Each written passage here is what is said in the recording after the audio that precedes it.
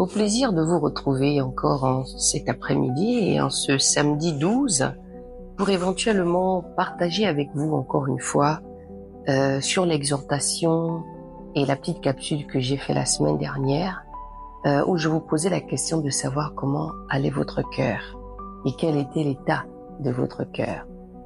J'espère qu'après ce partage, vous avez réfléchi un tout petit peu à tout ce qui se passe à l'intérieur de votre cœur et c'est que nous dit la Bible aussi.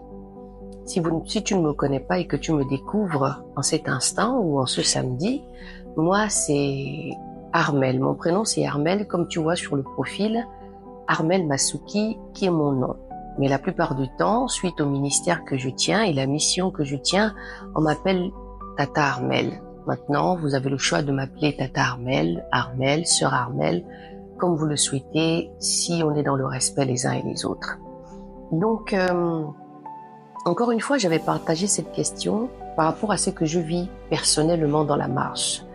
Dieu me permet aujourd'hui de faire beaucoup de rencontres et rencontrer des femmes, surtout des femmes, des jeunes filles qui souhaitent se marier, des jeunes femmes qui souhaitent se marier, ou même qui rencontrent tout simplement le Seigneur et qui a souvent tendance à ne pas ouvrir le cœur sur cet aspect.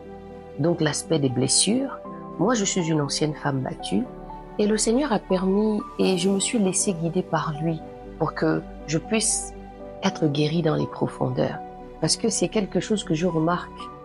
Comme je vous ai dit dans la présente vidéo, la Bible dit « Celui qui demande, on lui donne. Celui qui cherche, trouve. » Maintenant, j'ai toujours l'impression que nous ne cherchons peut-être pas de la bonne manière, ou bien peut-être que toi, tu ne cherches pas de la bonne manière pour que tu sois totalement guéri, parce que je ne pense pas que ce qu'on nous dit dans la Bible est faux.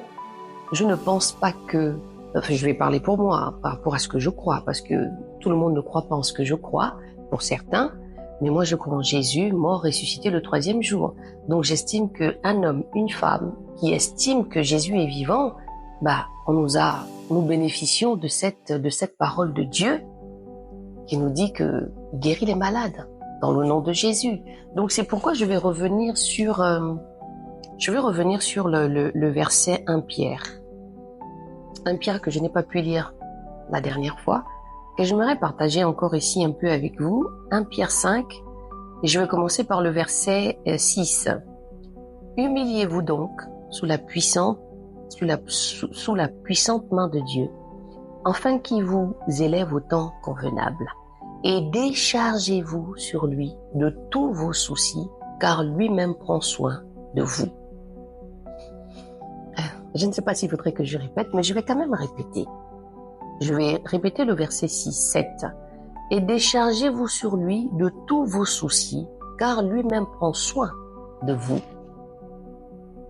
C'est dommage de voir des hommes et des femmes aujourd'hui qui ne prennent pas la peine de vraiment aller vers lui.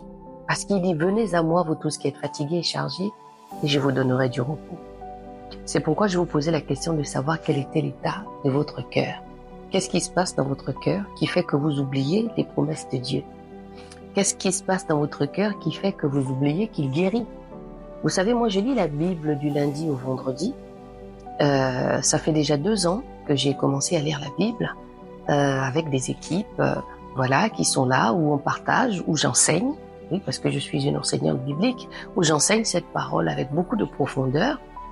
Et il y a beaucoup de choses qui reviennent en surface. Je me rends compte de pas mal de choses que nous, les hommes, en fait, on ne prend pas soin de consulter, de méditer correctement par rapport à la guérison. Je souhaiterais que tu comprennes une chose dans cette vidéo, que tu déclenches cette foi. Car la Bible nous dit encore une fois que la foi est une ferme assurance, des choses que nous ne voyons pas. Et c'est pourquoi je reviens toujours à poser cette question. Que veux-tu? Que cherches-tu?